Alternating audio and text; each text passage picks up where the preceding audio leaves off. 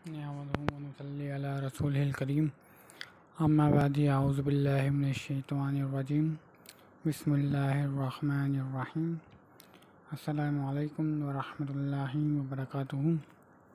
आप तमाम हज़रात का सीरत सहाबियात रसूल अलैहिस्सलातु वस्सलाम में खुशामदीद। आज के सेशन में हम बात करेंगे जनाब सैयदा बिन्त उमैस रज़ी अल्लाह ताला अन्हुमा के बारे में।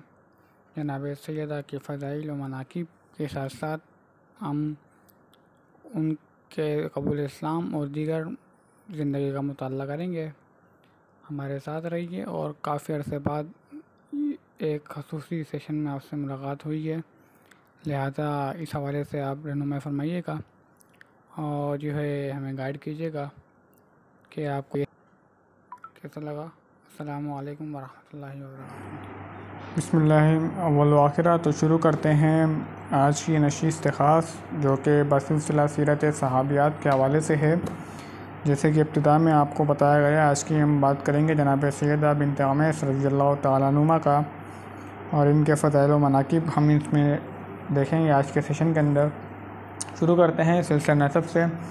आपका सिलसिला नसब जो है कुछ यूँ है: अस्मा बिन्त अमीस बिन्त सईद बिन्त तमीम बिन्त हारिस और वालदा हिंद बिन्त औफ बिन ज़हर जो कबीला कनार से ताल्लुक़ रखती थी। आपकी बहनों में उम्मुल मोमिनीन मुमिना बिन्त हारिसा, सलमा बिन्त अमीस और ज़ैनब बिन्त खुज़ैमा रज़वानुल्लाह अलैहिम अजमईन थी। आपकी पैदाइश जो थी मक्के मुकर्रमा में थी और आप साबिक़ीन अव्वलून में से थी।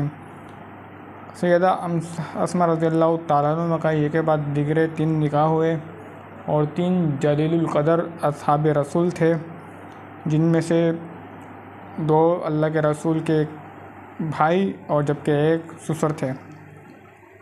आपका पहला निकाह जनाब सैयदना जाफ़र रज़ी अल्लाह ताला अन्हु से हुआ। मक्के में खाना अरकम में मुंतकिल से कबल आप मुसलमान हुई। इस वक्त सिर्फ 30 लोग मुसलमान हुए थे। कम व बेश यही ज़माना आपके शोहर जाफ़र के इस्लाम का है। उन्होंने अपने शोहर हज़रत जाफ़र के हमरा हबशा हिजरत की और वहाँ हज़रत जाफ़र इब्न तालिब के सलब से 3 लड़के हुए, जिनमें मोहम्मद बिन जाफ़र, अब्दुल्ला बिन जाफ़र और बिन जाफ़र थे। हबशा में 3 साल क़याम के बाद आपने मदीने का रुख किया। जब 7 हिजरी में खैबर की सरज़मीन फ़तह हुई, फिर आप जनाब सैयदा हफ्सा रज़ी अल्लाह ताला अन्हुमा के घर में आई तो हज़रत उमर ने पूछा, इतने में वो भी आ गए थे। उन्होंने पूछा कि कौन है? फरमाया अस्मा। तो जवाब दिया 2 हिजरतों वाली, यानी कि आपने पहले हिजरत हबशा की जानिब की और दूसरी हिजरत सरज़मीन यसरब यानी मदीना की जानिब की। इस बिना पर आपका लक़ब साहिबुल हिजरतैन तस्निया का सीगा है, यानी कि 2 हिजरतों वाली। 8 हिजरी जमाद अव्वल में ग़ज़वा मोता हुआ, जिसके अंदर आपके शोहर अव्वल जनाब जाफ़र सादिक़ जनाब जाफ़र शहीद हुए और आप अलैहिस्सलाम को ख़बर हुई तो आप उनके घर तशरीफ़ लाए और फरमाया, जाफ़र के लड़के कहाँ हैं, मेरे पास लाओ। आप हज़रत अस्मा के लड़कों को खिदमत में लाए गए। इन यतीमों के सर को देखकर आप गमगीन हो गए और आपने दस्ते शफ़क़त इनके सरों पे फेरा। सैयदा अस्मा रज़ी अल्लाह ताला अन्हा ये देखकर परेशान हुई और जनाब जाफ़र रज़ी अल्लाह ताला अन्हा की ख़बर मालूम की तो आपने उनकी शहादत की इत्तला दी। फिर आप उनके घर गए,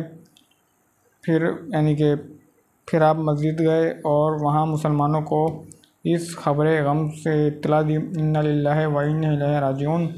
शहादत के 3 दिन बाद आप उनके घर गए और शौक़ की ममानियत की और शहादत की जब ख़बर सुनाई, जनाब अल्लाह के रसूल अलैहिस्सलाम ने उनको नुहाब करना और बैन करने से मना फरमाया और फ़ातिमा रज़ी अल्लाह ताला अन्हा जो कि अल्लाह के रसूल की दुख्तर थी, उनको कहा कि जाफ़र के बच्चों के लिए खाना बनाओ क्योंकि अस्मा आज गम में है। जाफ़र की शहादत के 6 महीने बाद 8 हिजरी में ग़ज़वा हुनैन का ज़माना आया। अल्लाह के रसूल ने सैयदा اسماء کا دوسرا نکاح جناب صدیق اکبر سے کرا دیا۔ 10 ہجری میں حضرت ابو بکر کے سلیب سے محمد بن ابو بکر کی پیدائش ہوئی۔ 8 ہجری میں جناب سیدہ حفصہ اسماء رضی اللہ تعالیٰ عنہ کو پہلے خاوند کو جو صدمہ ہوا ان کے لیے قیامت سے کم نہ تھا۔ اللہ کی رضا جوئی میں وہ اپنے اس غم کو صبر و شکر سے بدل چکی تھیں۔ جناب سیدنا ابو بکر کی وفات سے پہلے وہ بھی مغزوم و معمول ہو گئیں اور دوسرے شوہر کا صدمہ وفات بھی انہیں برداشت کرنا پڑا۔ 13 ہجری میں اللہ یعنی کہ جناب ابو بکر صدیق رضی اللہ تعالیٰ عنہ اس دنیا فانی سے کوچ فرما گئے اور انہوں نے وصیت کی کہ میری بیوی مجھے غسل دے، چنانچہ انہوں نے ان کو غسل دیا۔ ابو بکر رضی اللہ تعالیٰ عنہ کی وفات کے بعد آپ جناب سیدنا علی رضی اللہ تعالیٰ عنہ کے نکاح میں آئیں اور جناب علی رضی اللہ تعالیٰ عنہ سے آپ کے یہاں یحییٰ رضی رحمۃ اللہ علیہ کی ولادت ہوئی۔ ایک واقعہ مشہور ہے کہ ایک دن جناب محمد بن جعفر اور جناب محمد بن ابی بکر رضوان اللہ علیہ مجمعین دونوں باہم فخر کر رہے تھے کہ ایک دوسرے پر اور اپنے آپ کو ترجیح دے رہے تھے اور کہتے تھے کہ ہم تم سے زیادہ معزز ہیں اور ہمارے باپ تمہارے باپ سے زیادہ بہتر تھے۔ بڑی دیر تک یہ مشقہ دونوں میں جاری رہا۔ جناب سیدنا نے اپنی بیوی جناب سیدہ اسماء بنت عمیس سے کہا کہ تم ان کا فیصلہ کرا دو، تو اسماء نے کہا رضی اللہ تعالیٰ عنہ نے میں نے نوجوان عرب میں جعفر سے بہتر کسی کو نہیں پایا اور بوڑھوں میں ابو بکر سے اچھا کسی کو نہ دیکھا، یعنی کہ دونوں کی فضیلت اپنی جگہ پر برقرار تھی۔ صبر و استقلال۔ 38 ہجری میں جب سیدہ اسماء کے فرزند محمد کو مصر میں شہید ہوئے تو ظالموں نے ان کی لاش کو بے دردی سے گدھے میں خال میں جلا دی، تو ظاہر ہے کہ اسماء رضی اللہ تعالیٰ عنہ کے لیے یہ زیادہ تکلیف دہ واقعہ اور دردناک منظر تھا۔ ہو سکتا ہے آپ نہایت صبر و شکر کے ساتھ ثابت قدم رہیں اور اس واقعے کو سن کر نماز بچھائی اور نماز میں مصروف ہو گئی۔ سیدہ حفصہ جناب سیدہ اسماء پیشے سے تو ایک ڈاکٹر تھیں۔ وہ حبشہ سے مرض وفات میں مبتلا جب اللہ کے رسول علیہ الصلوۃ والسلام مرض وفات میں مبتلا ہوئے تو ام سلمہ رضی اللہ تعالیٰ عنہ اور اسماء رضی اللہ تعالیٰ عنہ نے آپ کا مرض اور ذات الجدین تشخیص کر کے آپ کو دوا پلانا چاہیے، لیکن آپ نے دوا پینے سے انکار فرمایا۔ اس اسنا میں آپ پہ غشی طاری ہو گئی۔ ان دونوں نے اسی وقت کو غنیمت سمجھا اور منہ کھول کر دوا پلا دی۔ تھوڑی دیر کے بعد آپ کو غشی دور ہوئی تو آپ کے کچھ افاقہ کا احساس ہوا، تو آپ نے فرمایا اس تدبیر کا مشورہ اسماء نے دیا ہوگا۔ اسماء رضی اللہ تعالیٰ عنہ ایک عالمہ تھیں، اللہ کے رسول سے براہ راست تعلیم حاصل کرتی تھیں۔ آپ خوابوں کی تعبیر بھی جانتی تھیں۔ بعض اوقات جناب سیدنا امیر المومنین عمر آپ سے خوابوں کی تعبیر پوچھا کرتے تھے۔ سیدہ اسماء سے 60 حدیثیں مروی ہیں، جن کے راویوں کے نام یہ ہیں: عبداللہ بن جعفر، ابن عباس، قاسم بن محمد، عبداللہ بن رشید بن الحام، عمر بن اسمعب، بنت محمد بنت جعفر، فاطمہ بنت علی اور ابو ذر مدنی رضوان اللہ علیہم اجمعین و رحمۃ اللہ علیہم۔ آپ کی اولادوں میں 7 تھیں، جن میں 5 لڑکے اور 2 لڑکیاں تھیں۔